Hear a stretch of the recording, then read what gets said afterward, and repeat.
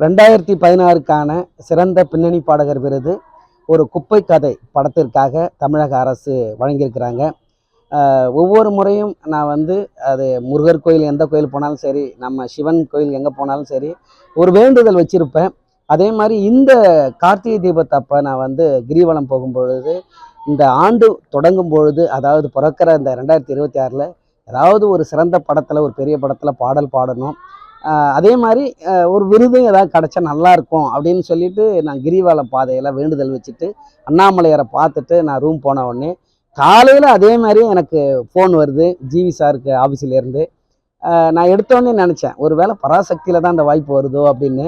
அதே மாதிரி அவங்க சொன்னாங்க. அப்புறம் இங்கே சாமி கும்பிட்டு கச்சேரிலாம் முடிச்சுட்டு அடுத்த நாள் போய் பாடினேன்.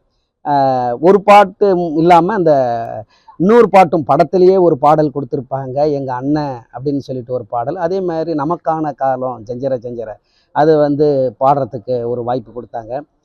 ஒரு பெரிய சந்தோஷம். படம் வந்த உடனே, ரிலீஸ் ஆன உடனே சரி நம்ம 2026ல் ஒரு படத்தில் பாடியிருக்கிறோம், ரொம்ப சந்தோஷம், வேண்டுதல் மாதிரி கிடச்சிதுன்னு.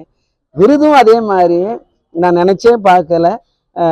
இதே மாதிரி எங்களுடைய கிராமத்தில் விருதகிரீஸ்வரர் விருதாச்சலத்தில் சாமி கும்பிட்டு நிகழ்ச்சி கிளம்புறேன்.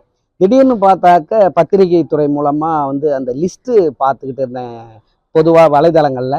அப்படி பார்க்கும்போது திடீர்னு 2016ல் யார் சிறந்த பாடகர் அப்படின்னு பார்ப்போன்னு பார்த்தா என்னுடைய பேர் இருந்தது. எனக்கு ஒரே ஆச்சரியமாக இருந்தது, ரொம்ப சந்தோஷமாக இருந்தது. ஏன்னா கிராமிய கலையில் இருந்து ஒரு ராவான குரல், மக்கள் இசை குரல், மண்ணின் குரல், இந்த குரலுக்கு ஒரு சிறந்த பின்னணி பாடகர் கிடைக்கிறதுங்கிறது அது ஒரு பெரிய அரிதான விஷயம், அபூர்வமான விஷயந்தான்.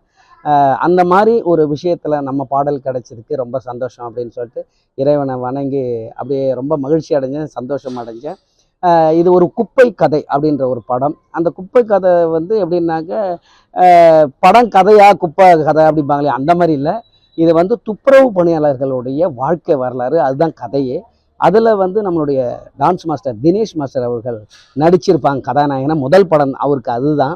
அதில் நான் பாடினது ஜோஸ்வா ஸ்ரீதர் மியூசிக்கில், நாமுத்துக்குமார் அண்ணன் வரிகளில், காளி ரங்கசாமி டைரக்ஷன் அவங்க இதில் நான் பாடினது ரொம்ப சந்தோஷம். ஆனால் 2016-15 பாடும்பொழுது நான் விருது கிடைக்குன்னு நினைக்கல.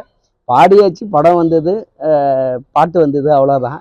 ஆனால் இப்போ அது தமிழக அரசு அந்த வருஷத்தில் அது சிறந்த படமாகவும் சிறந்த பாடலாகவும் தேர்ந்தெடுத்ததில் எனக்கு ரொம்ப ரொம்ப சந்தோஷம். அதுக்கு தமிழக அரசுக்கும் இந்த நேரத்தில் நன்றி. அதேமாரி ஜூரி மெம்பருக்கும் நன்றி. இந்த நன்றியை இறைவன் நமக்கு கொடுத்ததுக்காக இறைவன்ட்டே ஒரு நன்றி சொல்லணுன்ட்டு இன்றைக்கி சிவராத்திரி அதுவுமா கச்சேரி பண்ணிவிட்டு அப்படியே கிரிவலம்லாம் போய் சுற்றிட்டு திரும்ப அண்ணாமலையரை பார்த்து தரிசித்து அவருக்கு மீண்டும் ஒரு நன்றி தெரிவிச்சுட்டு இன்னும் நிறையா இதேமாரி வாய்ப்புகள் கிடைக்கணும், நிறைய பாடல்கள்லாம் பாடணும், மக்களுடைய ஆதரவு இருக்கணும், இறைவனுடைய அருள் இருக்கணும்னு சொல்லி வேண்டியிருக்கிறேன். ரொம்ப ரொம்ப சந்தோஷம். நன்றி.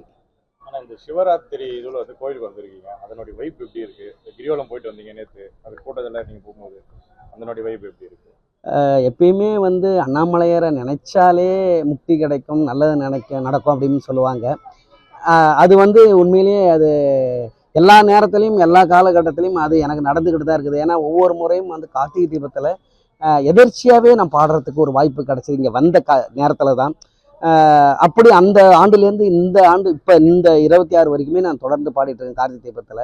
அதனால் எப்பொழுதுமே அண்ணாமலையாரை நினைச்சாலே அவ்வளோ சந்தோஷம் போது. இங்கே வந்தால் நிறையா நம்ம என்ன நினைக்கிறோமோ அது அப்படியே நடக்கும். அதே மாதிரி மக்களாக கிரிவல பாதையில் வரும்பொழுதும் நம்ம நினச்சதெல்லாம் நடக்கும். அதுக்காக தான் நீங்கள் எல்லாம் பார்க்குறீங்க. நிறைய திரைப்பட கலைஞர்கள், நிறையா சிறப்பு விருந்தினர்கள் வெளிநாட்டிலேருந்து வெளி மாநிலங்கள்லேருந்து அண்ணாமலையாரை தேடி வராங்க. எப்பயும் நம்ம பார்க்குறோம் அப்படின்னாக்க அவரை நினச்சாலே, அவர் வணங்கினாலே, இந்த மண்ணை தொட்டாலே அண்ணாமலையார் நமக்கு நினச்ச காரியத்தை கொடுப்பார் அப்படிங்கிறது நிச்சயம். அதனால தான் எல்லாரும் இங்கே அண்ணாமலையாரை வணங்கிட்டு போகிறாங்க. எனக்கும் அது நடக்குது. நன்றி. தேங்க்யூ.